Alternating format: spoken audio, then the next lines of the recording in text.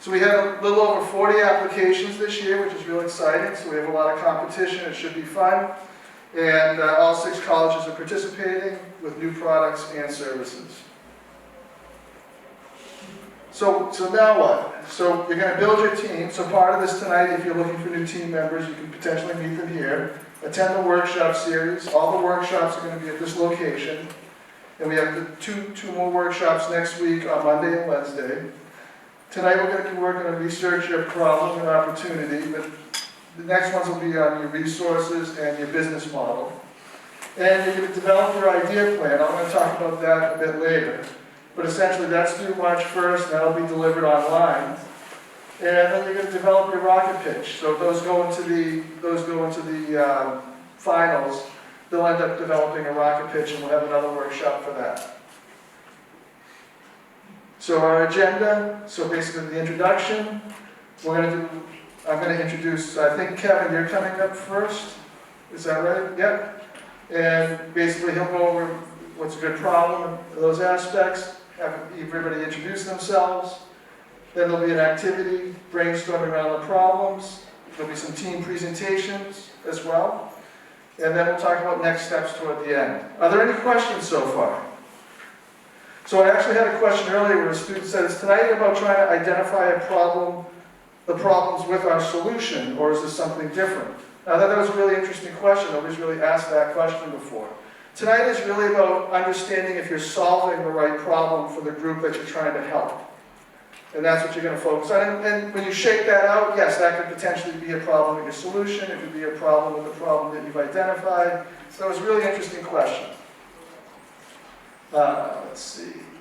So the idea plan, it's a 2 to 3 page project summary. So a full business plan, if you were to write one, is like 40, 50, 100 pages. It can just be really exhaustive. We don't require a full business plan. We call it an idea plan. We focus on the problem, you know, what you're trying to solve, the opportunity, who you're trying to solve it for, how big is that problem? Yeah, how many people are having that problem, the solution, how you're going to address it, and the resources, what you need to actually deliver that solution and consistently deliver it and maintain it. And this has to be based on research, not on your opinion. Because your opinion, you can think something. One of the reasons we always say you want to do market research and talk to potential people in that space is to find out if it really is a problem. The problem you think it may be might not really be it. They might say it's really this, which is really going to affect how you deliver your solution. And then we have the Difference Maker Toolkit. We're going to give you part of that tonight, but that'll help you deliver this. And the idea plan is due March 1st. So Kevin, I'm going to hand off to you, but that's where we are tonight in the problem piece. Thank you very much. How are you doing tonight? I'm Professor Kevin. If we haven't met, I teach in the Manning School of Business. So let's walk you through what we're looking at. So tonight, how significant is the problem? So in class, we talk about migraine and a headache problem. A headache problem is exactly what it sounds like. It's a nuisance, but you won't spend money to solve it. So I like to use the example, it's almost gone now, a remote starter for your car. I hate scraping my car because I always lose my gloves. And I'm crying, and my friend's like, why don't you get a remote starter for your car? Anyone have one? See, that's why, the story's losing it because your car comes with it now. I actually saw a guy in my neighborhood, he was scraping his car with a CD case. I actually stopped at the end of his driveway and I'm doing this. He's like, what are you doing? I'm wondering the same thing. I wonder what you're doing. And which band do you use to scrape your car? I said, a favorite band to use. And he's like, just keep walking, buddy, okay? So I wanted to leave an extra scraper on his car just because I thought it was funny, but I figured I'd hurt his feelings and stuff. So the next question is, who's affected by it? As David mentioned, sometimes we get it totally wrong. We think it's this group, or there's more than one group that we didn't see. So we're going to talk a little bit about that. And why is it important? That's where I want to focus. When I talk to teams and you tell me your idea, I can see the passion in your eyes. This is important to me. And all the best ideas I've seen in this program have that. Tonight, my partner is going to talk a little bit about BioBubbler. When they tell me they went to Haiti and they saw this, they saw people who didn't have proper drinking water, and they put on the side 700,000 people a year die from this. And they can solve it. You know what I said? Here's your check. It was over. I mean, that's powerful. Well, last semester we saw Neuralize. So they're making devices that will go in helmets to measure the impact of getting hit. If you follow sports now, that's a major concern for football. A lot of people having children now, they won't let their children play sports because of that. So that's important. Unfortunately, last term we saw QBEF. So they told me a story about how their grandfather was waiting in the waiting room and they were concerned that if something happened. So they built a device for hospitals that patients, when they're waiting to be seen, can hold that and it will measure their vitals. This got really real last week. You may have saw it in the news, at one of the hospitals, someone died in the waiting room. That's important. When you say, why is that important to solve? There's your answer right there. So that's what makes it personal. Let's go on. So we just talked about this. It matters to you. I haven't seen any ideas come to a difference maker that didn't have this. You're talking about things that personally happened to you. It made a difference to you. So we were talking, and I wanted you to share your personal story with me. Why does this matter to you? Tell me how you got here. That's what's powerful to me, the why behind it. I have people that tell me about ideas, I'm like, I'm not hearing it, I'm not hearing the passion. You're gonna do this until something better comes along. But when I hear, this made a significant difference in my life, I know you're in for a long haul. So that definitely helps and stuff. So let's keep going. So this shows you all the different categories that you can try to win money on. Most of you, social impact. That's the one we already talked about, BioBubbler. That's the one that's going to make the difference. Obviously, first to market, but usually it's lifestyles. I see a lot of ideas around financial literacy. That's important to me personally. Ideas around anxiety and depression on campus. Unfortunately, I lose students every semester. They drop my class in the middle because of anxiety and depression. If you have a way to solve that, I definitely want to talk to you about it because I want to solve that one. So, thanks. Yes, this is one of my partners switches off and stuff. Because he gets mad when I do all the slides and stuff. So. Perfectly happy to do all those things. Thank you, everyone. Glad I got to sit back and eat more of the food out there. That's right. So I'm Tom Wilkes. I'm a teaching professor in computer science, and I'm leading my wonderful partner here with presenting the problem solutions from previous years. And hopefully you can learn from the way they did it, because they all won awards through Difference Maker. Okay, so first we'll talk about BioBubbler just a bit. Kevin talked about that briefly, and basically they, as Kevin mentioned, personally went to Haiti and saw this problem and its existence. And this is their problem definition. Here's the statistics that they include. That is actually very important. And Kevin mentioned the market research part where basically if you have determined a problem, but maybe only 10 people in the world are affected by it, it's still worth solving, but you're probably not going to rake in a lot of cash to solve that problem initially. But if you can show that it's a huge problem that affects a number of people, a large number, then this is something that you will get assistance in solving.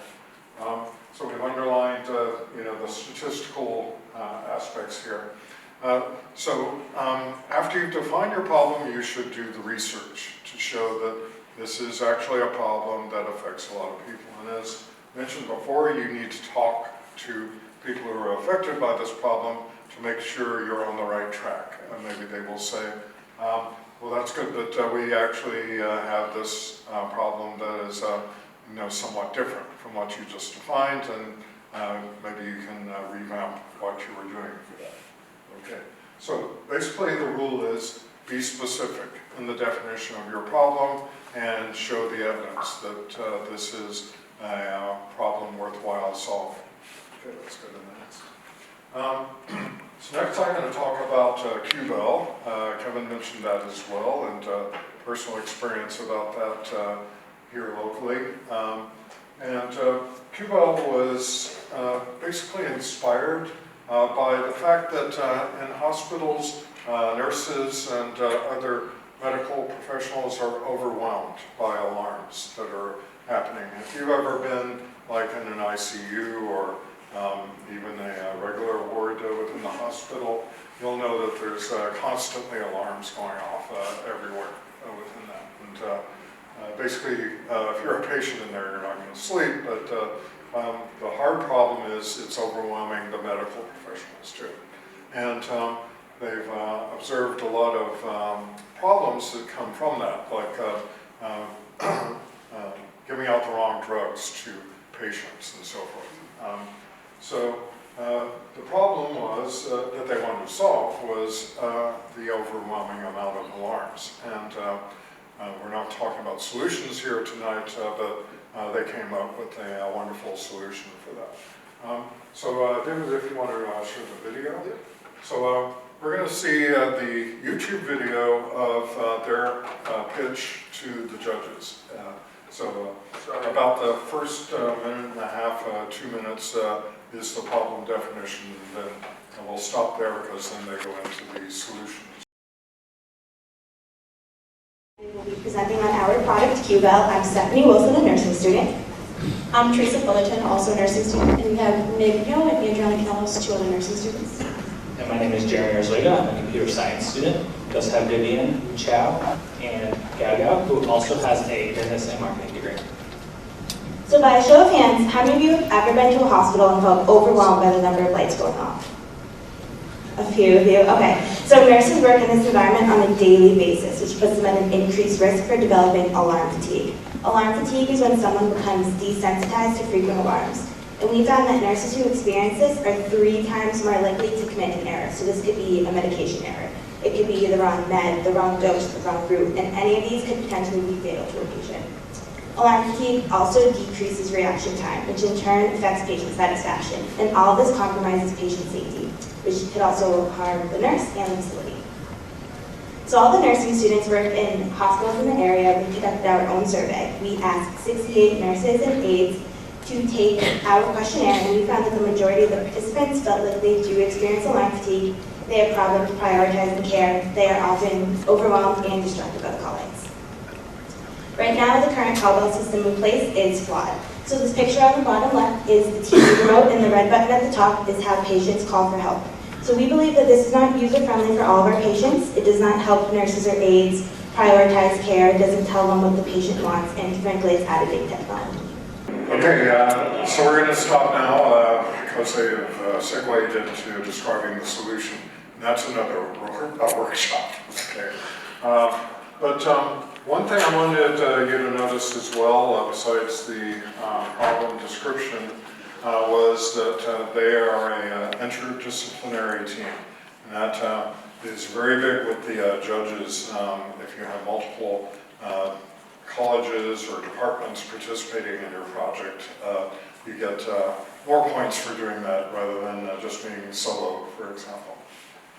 Okay, so our next problem that we're going to present is what's called the CAT map, and it is not a welcome mat for cats, but instead CIT stands for Community Ambulatory Training, and basically the problem that they had noticed was that patients who are recovering from surgery on their limbs or similar things need to have physical therapy, but within the hospital or therapy office environment, they only have smooth surfaces like the floors in here on which to practice.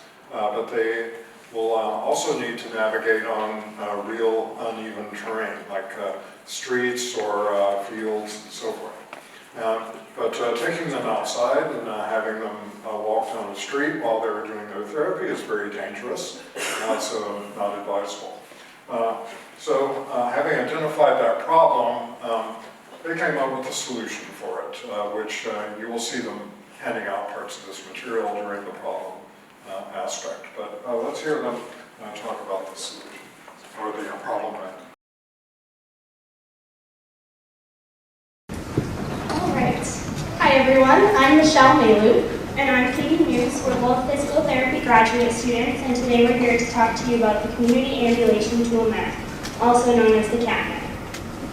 So physical therapists are movement experts, and abnormality of gait, or a person's manner of walking, is one of the primary impairments that we treat. Currently, there is no lightweight, cost-effective, easy-to-use device that therapists can use to train patients to successfully ambulate in the community or walk outside. We have been studying in this field for 6 years and have experienced this problem firsthand. We know there is a need for a better gait training device. We surveyed UMass Lowell PTs and PTs practicing in the surrounding area. 100% responded that patients would benefit from gait training on uneven terrain. However, 77% said they found it challenging to simulate this terrain, and 74% said that was due, in part, to a lack of functionally accurate simulation devices. The Airx Balance Pad is the most comparable product on the market. It is a foam balance pad that cannot simulate an outdoor environment and patients cannot walk on, and is therefore not a solution to this problem. We also researched common diagnoses associated with gait impairments, and the incidence number per year was staggering, with traumatic brain injury ranking in over 250,000 per year and ankle sprains well over 1 million. DTs are treating these patients every single day, and with insurance constantly tightening the purse strings, we want to get patients better, quicker, faster. Okay, so again, we stop before they start describing their solution in detail. But you'll notice they not only describe the problem itself and the large number of people who are affected by it, but also talked a bit about the opportunity that was involved because the current solutions that are out there do not address basically the problem that they have. Okay, so that's the 3 projects that we wanted to talk about. There are many more projects that you can look at on the YouTube collection, and I think we have other resources for different Maker Pass projects as well. Yep. Okay, but YouTube is a good place to start. Yep, we're going to. All right, so here's the rules, okay? So we have the team leader. You got to introduce yourself, name, major, year in school, state the problem your team wants to solve. Do you need additional teammates to solve that problem? If so, who do you need? We're talking skills and expertise, and persuade potential team members to join your team tonight.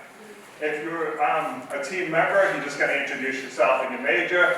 And if you're here today to find a team to join, there's your rules. Introduce yourself and talk about what type of team you want to join. So, we got a mic? Yep, we'll pass. Start right in front here. Please just speak loud. I do wear hearing aids, so help me out. Thank you. All right, so I'm Zach Richard. I'm a freshman. I'm a marketing major, and for our, I'll introduce my team member. Hi, I'm John Carosa. I'm also a freshman and in business administration, concentration in management. All right, so our problem is drug addiction. Well, we're trying to make an app that you can overcome your drug addiction without having to go to like a center or do anything like very rash.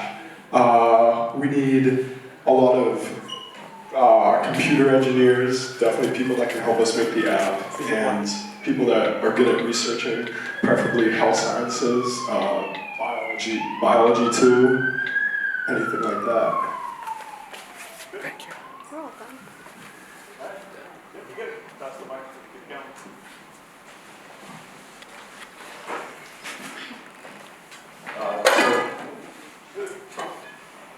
Hello, good evening. My name is Dylan Roy. I'm a mechanical engineering major with Mirrored Image, and this is my friend.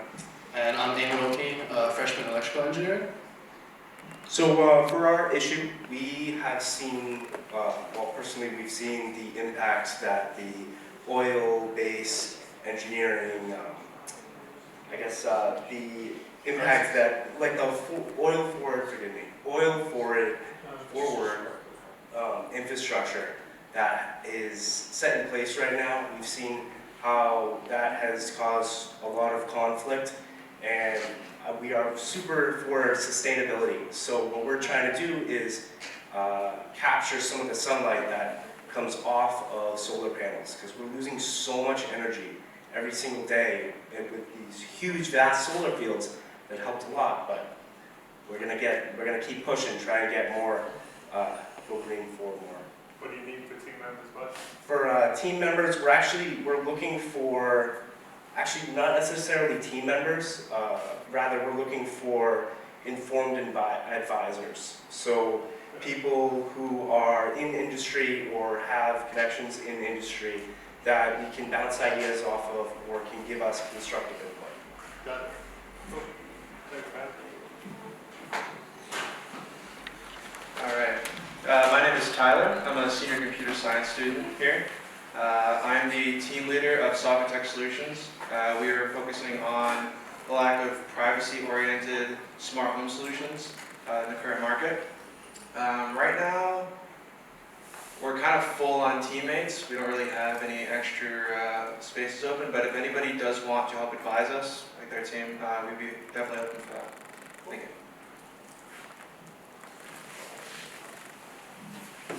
Hi everybody, I'm a grad student currently at computer science. So and I'm from the team research club. So the problem that we're trying to solve is basically we feel that the research ecosystem is somewhat broken. So the collaboration in research space is pretty difficult right now.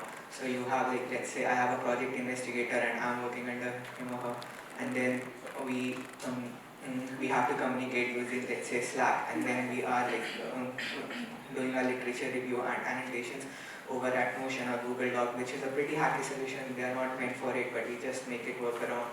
Then there is no place where we can basically, let's say, keep, there is no resource management and for how the project is going, what we are working on. So it has to be in-person sync.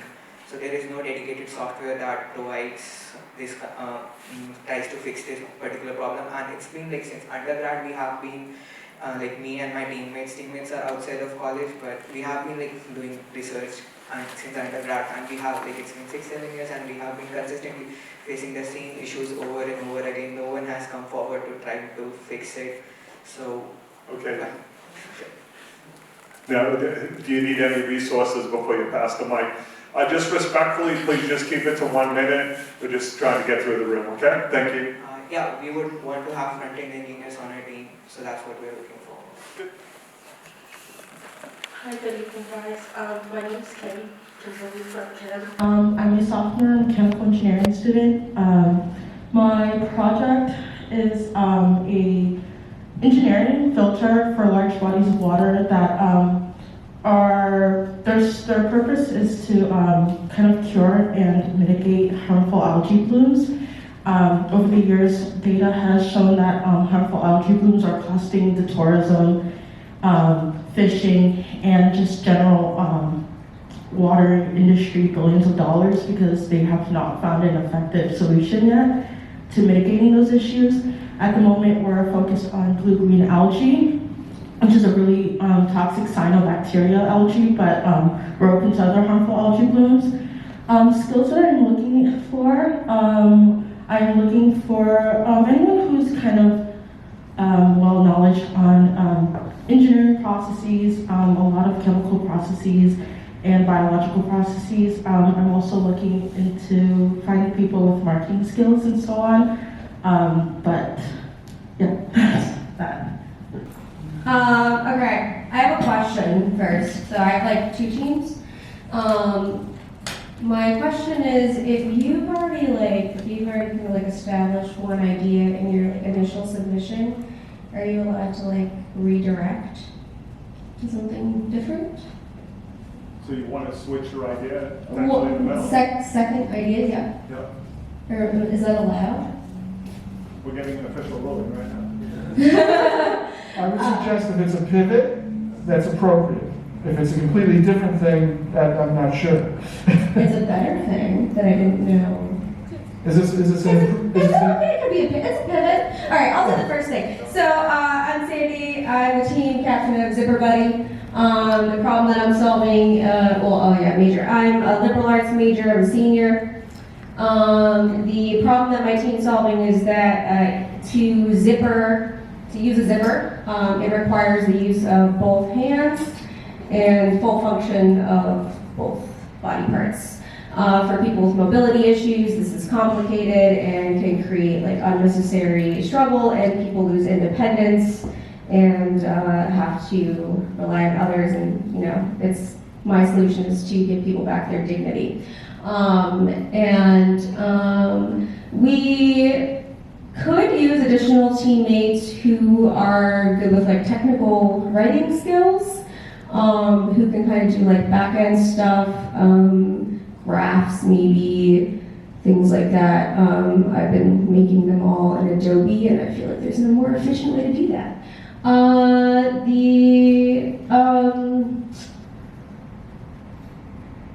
already said the problem. What are my skills? I'm interdisciplinary. I do graphic design, I do web design, I'm in psychology and art concentrations, yeah. So, skills that I need. Oh, okay. I was like, why am I talking about my skills? All right, I already did that, so that's done. For the second idea, we'll come back to that. We'll come back to that. Yeah. Hi, my name is Josh Landis. I am a graduate mechanical engineering student, graduating in 2024, hopefully. So the problem that I want to solve is salt and chloride ingress into concrete structures, or the initial ingress of salt into structures by shoddy contractors.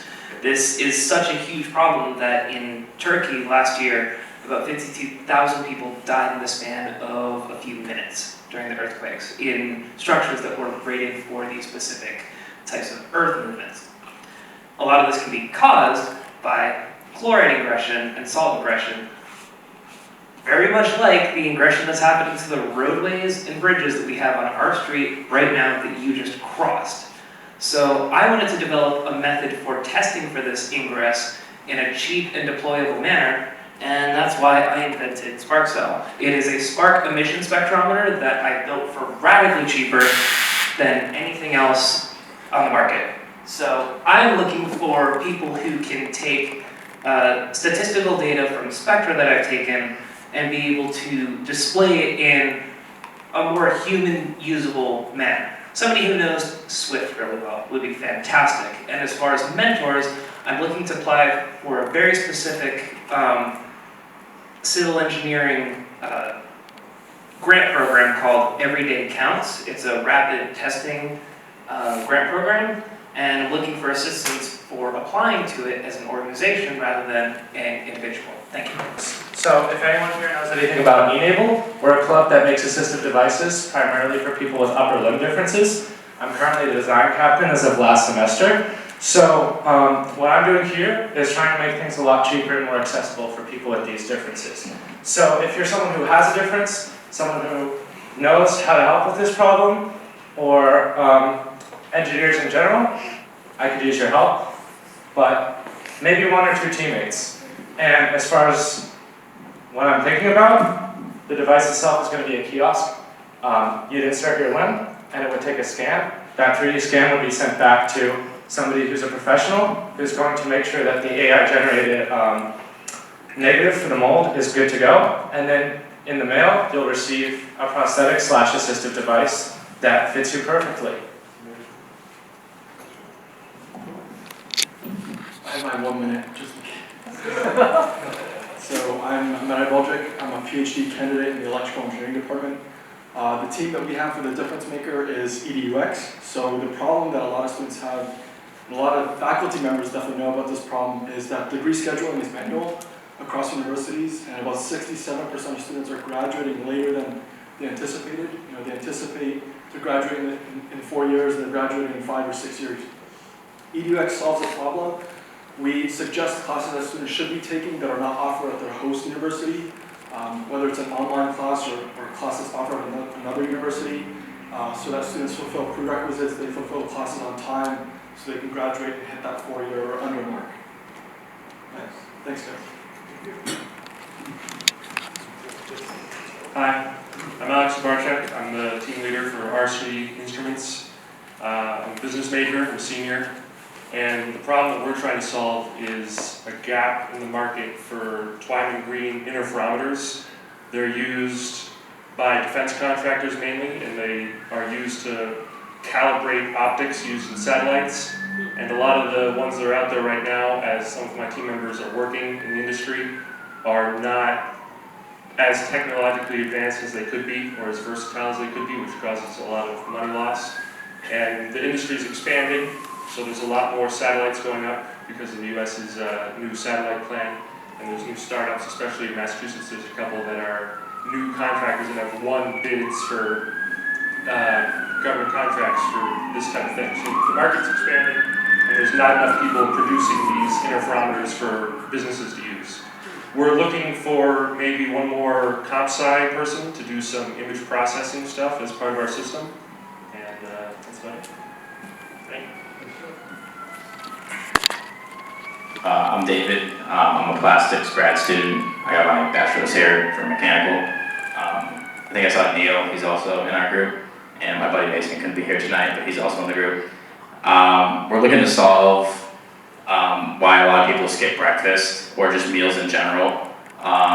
Most people say it's because they don't have time, and especially students who live off campus in an apartment, they don't have their parents to cook for them. So we're looking for a way to get people to eat breakfast without wasting time that they claim that they don't have. We already have enough engineers for designing, but we could use a business major to help us lead business-wise and help us that way. Thank you.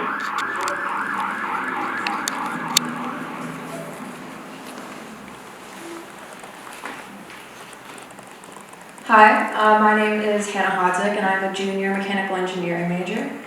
I'm with the Soundwaves team, and we are looking to solve the problem of the lack of information from live music to artists and bands to the venues. There's a really cool venue down the street from our university that a lot of people don't know about. And on the other side of that, the venue is in need of audience members and more people to come see the shows, as well as the bands want people to share their music with. So Soundwaves is looking to make a one-stop platform to have all that information on both ends, not just on the artists, as it typically can be found, but on the venues as well, and location and other information that could be found useful and interesting to that. So I'm looking for computer science majors for assistance in developing the app or website itself, as well as some people skilled in marketing or even music business would help with that.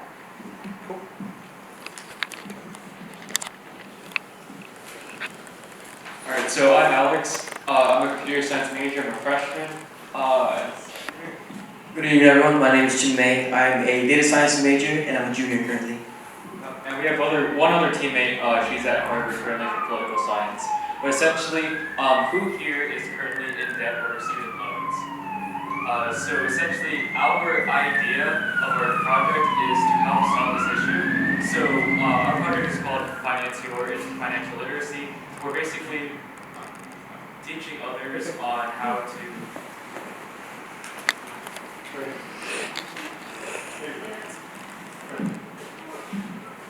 Alright, well, we're teaching others basically how to manage their finances, how to invest, how to have good monetary skills, and essentially, basically, when they're getting older, how to increase their monetary value and their savings so that they're in a great financial spot to make the decisions and make the income to basically just have financial freedom that they want.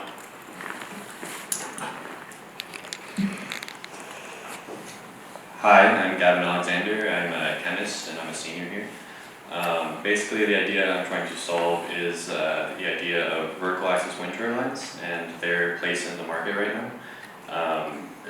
Right now, they're kind of like starting to see like a new trend in the use of vertical axis wind turbines, and that they are being looked at in urban areas because they can handle more turbulent winds. And what that kind of leads to is like at home use. And at home, you're trying to save space. So my idea is generally to combine the idea of photovoltaics and wind turbines into one.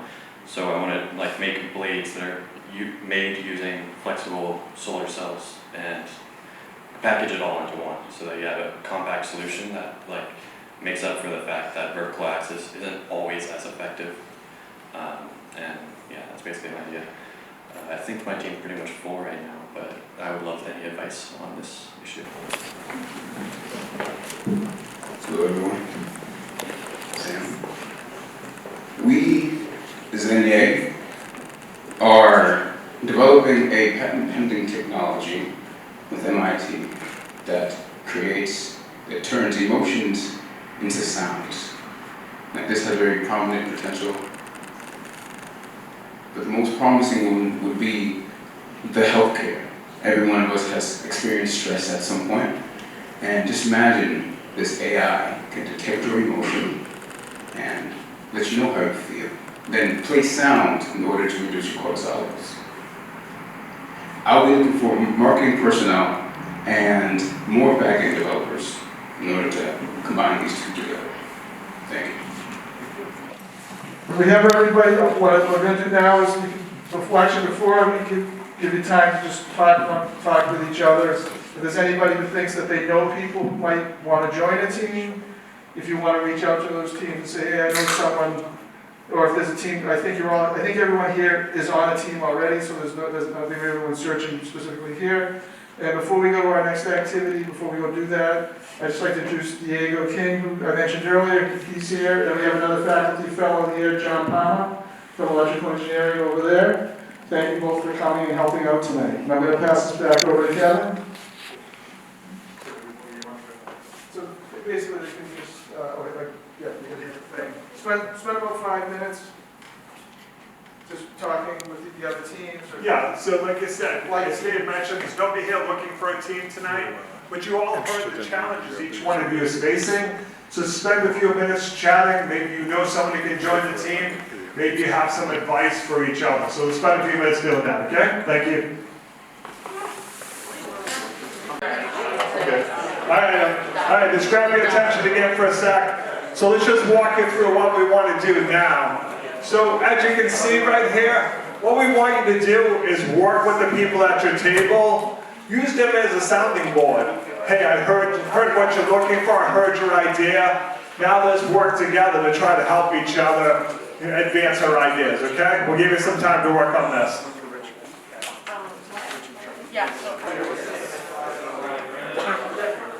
Okay, so we want to just move on now. You ready, everyone?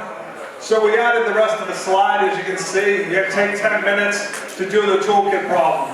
Clearly state the problem you want to solve. Discuss who you think's impacted by it. The conversation at the table may change your mind. You may find out that there's other people. I was talking to you before we started, and we spoke about how venues want your idea too. It's a great way to help them on slow nights. So it's things like that. As you tell your story to someone, they hear it, they see it from their eyes, and they give you advice. So you want to go forward.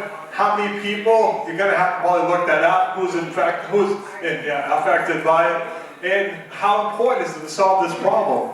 Often at this point, when we're talking about the ideas, you step back and go, it wasn't big enough to solve. It was a problem, but like we talked about, if you're going to turn this into a business, it needs to be a revenue stream too. So sometimes we find out just not big enough to solve. And why is it important? Please spend the next 10 minutes working on that. Thank you. All right, everybody, just have your attention again. So we're gonna spin this just one more time, okay? All right, so this is what we want to do. We're gonna pass the mic around. Now that you've had time to talk to people at your table, did you learn anything that you didn't think about? Were your assumptions valid? Did anyone suggest something that you should consider as you go forward, okay? Gonna pass the mic around just one quick minute, and then we'll finish it up from there, okay? All right. Yeah, so I was talking with Sandy over there about like more government group texts that kind of went off of our idea. So definitely taking that into consideration, seeing what they did, seeing what didn't work, will definitely help us. So I've been talking to my friend Gavin over here, and we have just been talking a little bit about photovoltaic cells. And he actually brought up a really great point about how the reflection of our light into our photovoltaic chambers could actually be enabled to have higher yields with prisms and splitting wavelengths and the wave yields, I guess, of that light. There you go. Yeah, I was talking to these guys about my idea. It was just fun, just like going over my idea again, trying to bounce some thoughts, like just get them settled down on paper.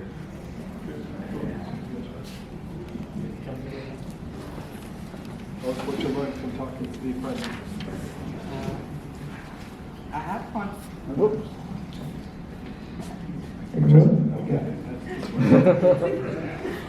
So yeah, it made the conversation I had with people on my table made me revisit a lot of assumptions that I had about the problems that might be faced. So ideally is basically it's the subjectivity of the whole we trying to fix the let's say the research process is turning more upon it that it's much more subjective based on the group you have and everything. So we're trying to something to explore on, I think. Speaking with Avi, we kind of talked about the market that my product would kind of target and kind of the important things and strategies that I should keep in mind when, let's say, if this project is plausible and it makes its way through, how I would advertise it and what markets I would go into and who I would target. But yeah. Good.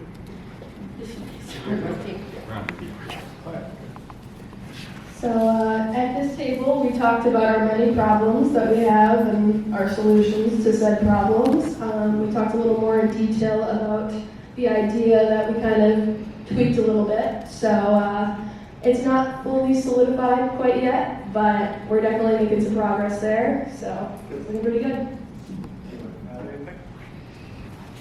At this table.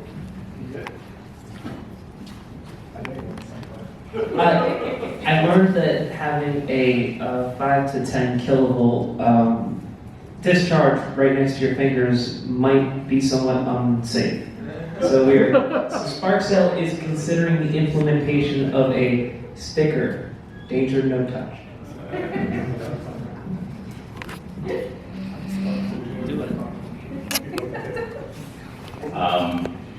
I learned why a lot of people might skip breakfast is because Sam told me he doesn't have time sometimes. He'd rather sleep in an extra 20 minutes. And I've definitely been down that road, and I'm sure many of you have this week. So that's the main. So things I've learned, I talked a lot about the market that had the problems that I'd be serving, and I learned a little bit about how to look at that market.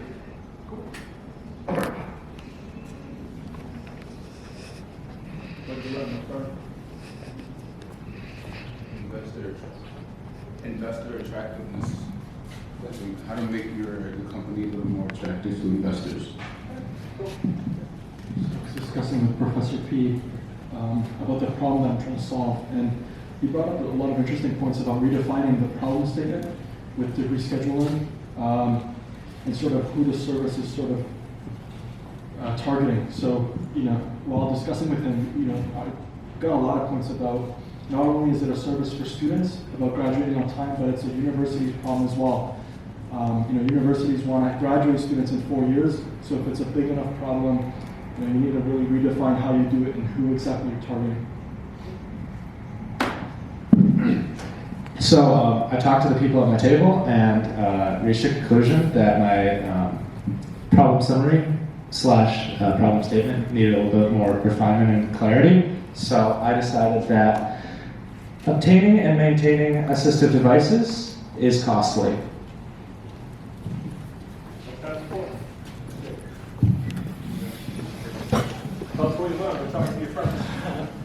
So good evening, my name is Rahul, and I want, we never met before. I'm sorry to take, I'm going to take more than 1 minute. So, yes, thank you, yes. Just today after you all go home, just think, US we have a lot of, today, when we are living today, we know that all waste is going to be segregated properly, or it will end up somewhere properly, it will be distributed or disposed properly. There are many countries where nothing exists. It's just a pipe, it's just a dump site, it's just a legacy site, legacy waste site. So the whole point is picking that up, bring it to a place, convert it, and basically I don't want petroleum to be the source of energy. I want waste to be the next source of energy. This is the whole point. And to reach it, I need all of your help. So whenever you have some time, my name is Rahul Ramkumar, drop a mail, please talk. I've been talking to a lot of people, and it's just clearly evident that it's heavily capital run model. Even if I'm not generating revenue, I have to put in ton and ton of money. So help, that's all. Alright, so for our project of financial literacy, we were talking and we kind of had these ideas in the beginning, but we decided to kind of go more into it. So with international relations of expanding the project, we could have translation teams, which essentially translates our resources to other languages that could reach the language barriers of other countries to go international. And why not target, or why restrict the demographic of just younger people? We could try to tailor towards an older audience of people who may be struggling with financials by maybe going on the news or something like that. So these are other aspects of different demographics we get into. I spoke with these gentlemen at this table and they brought up a lot of good points. Richard mentioned that a lot of venues might have 18 plus nights or 21 plus nights, and maybe there are some students that assume that maybe this venue is only over 21, so they don't bother checking it out. But that would be something worth specifying and making clear through this platform.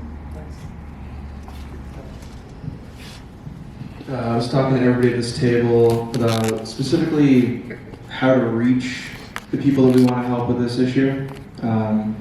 Educating with schools and with a website that shows source code and stuff like that, as well as the specific parts that you need to address when addressing this issue. So I thought that was helpful to be able to get feedback from each other. But the next step is to go out and test your assumptions. I can tell you as an entrepreneur, we skip this because we think we're really smart. We do. We're like, oh, this is a brilliant idea. I don't want no one to steal it, so I'm going to go do it right now. And then you're going to regret it because you're going to miss so many things. If I only would have taken the time to talk to potential customers, that's the key. They have to be potential customers. Hey, here's my idea. Does this make sense to you? And you have to listen. If you're talking to 100 people and 85 of them tell you it's not a good idea, they're probably right. Don't get discouraged if 1 or 2 don't like it, but if the majority of people are coming back saying the same flaws, you need to listen and think about the idea. How can we change it to make it work? So we're passing out some worksheets now that you'll use to go out and talk to your potential customers as we go into the next workshop. So if you want, so basically we're going to give you a few minutes to just kind of review these, but we want you to think about going to do some secondary market research, which is stuff like the library, where you can find out more about your customer base. To help formulate questions, to go out and talk to those primary market. The primary market research is when you actually go and speak to people. That's research that you're doing yourself. Okay, and that's what these sheets will help with, because you'll see, like, paste the problem target, and then it talks about formulating questions down at the bottom, how things are currently being done, and you want to use that when you formulate those questions. So we'll give you a few minutes for that. Are there any questions before we go to the next step? Probably like 5 minutes we'll give you just to kind of review the sheets. If you have questions, keep doing what you're asking, and then we'll wrap up. All right? If I can have your attention, please. So it looks like there's a lot of good networking, a lot of good information sharing. And okay, cool, everyone. Yeah, it looks like there's a lot of good information sharing, networking. Are people getting good questions or thinking about the research they're going to do? So take this worksheet. We'll be emailing you all the information tomorrow. You'll get electronic copies of everything. Are there any questions for me or for any of the Difference Maker Fellows? As far as we talked about sort of pivoting an idea, if you're solving the same problem, you're just going to solve it differently, that's perfectly understandable. All right. So let's talk about some next steps here. So remember, talk to your peers, you can talk to me, come down to Difference Maker Central, additional teammates, which some of you are. You can go to our TeamMaker platform, you can go to the Idea Challenge, UML.edu Idea Challenge. You click the TeamMaker link and you view a list of students who are looking to be on teams. So that's another way to go. And you can also put signs up in hallways. You can ask anyone here tonight who knows of a bunch of teams said they're looking for other members. You could actually have mentioned that, hey, there was some Difference Maker teams at the workshop the other night looking for people. Get on the Difference Maker website, or maybe you can mention the team to them, or what have you. So come to the Difference Maker workshop series. So we got the 26th, the 28th, and the 14th. So the 14th will be mandatory for people that are going to the preliminaries. The 26th and 28th of next week, it'll be much like this. We're going to get more into the assessing the opportunity, the value proposition, the opportunities. That sheet will help more with that. And then next Wednesday, we'll be developing the business models and solutions. And you'll want to be at both of those. We also have we're going to be passing out a survey for tonight. It's an anonymous survey. If you could fill it out, we'd appreciate it just to get some feedback. But again, food will be served. We'll have guest speakers. And these are some of our important dates. So tonight, we're preparing for the idea plan, which is due on the 1st. And then on the 12th, we're going to go through those. We're going to have people read them and review them and score. And then the winners will be announced online with email and social media. And then on the 27th, this is important. If you're a preliminary team, on the 27th, you're going to have a chance to do a revised idea plan. And but you're going to have, that'll be optional. If you want to do, you're going to have to do a PowerPoint and a poster for that event. If you didn't make it as a finalist in the preliminaries, that'll be after. So all that stuff we should need to go to the preliminaries. Okay, not the revised idea plan, that's just helpful for you. But the poster and the PowerPoint are there. And on April 3rd, we have the preliminary pitch-off. And you'll know if you're in that after the meeting goes on, after the announcements. And then April 10th, 10 of those teams at the preliminaries will be going to the finals. And everyone who goes to the finals is guaranteed at least $2,000. If you don't make it as a finalist team, you are eligible for fan favorite, where you have a poster and people will vote if they like your team as they go around, and you can pitch to each person. And let's see here. Before the 26th, make sure you register for the events next week and run workshop 2. And complete the toolkit, problem and target market opportunity. Before then, talk to those 10 people. And we're going to want to hear what information you might have had as you spoke to more people who aren't in this room. And then March 1st, the idea plan due. Any questions? And as you work, remember the judges want to see research and data. They want to understand what it'll take to solve the problem and implement your solution. Could I have everyone's attention, please? Thank you. And as you go through the workshops and process, this will help you with your idea plan. And feel free to come down to Difference Maker Central, ask us questions. You can email me. You can, Dave, well, I can give you my email after, but if you email differencemaker@uml.edu, ask for me. I think my email address Here's my email address right there too. So if you have any questions, you can email me directly. But Difference Maker's fine, just have a question for Dave and they'll forward it to me. All right, and I can also give you help with Qualtrics, which is a survey platform. A lot of students use SurveyMonkey, which for surveys, but if you want to kind of get into those advanced features, download data, you have to pay for it. Qualtrics is included in your tuition. And you can download all kinds of data, do fancy surveys if you want, and everything's included in your tuition. We can work through your idea a little bit more if you have questions. You could also learn about IBIS World, which is a market research tool, also included in your tuition. And any other types of market research things you need. So we passed out the evaluation form. You can fill that out before you leave. And I'll be sticking around if you have questions. And have a wonderful night. Are there any questions that is relevant to everybody? All right. Have a wonderful night, everybody. Hopefully see you next week. Thank you.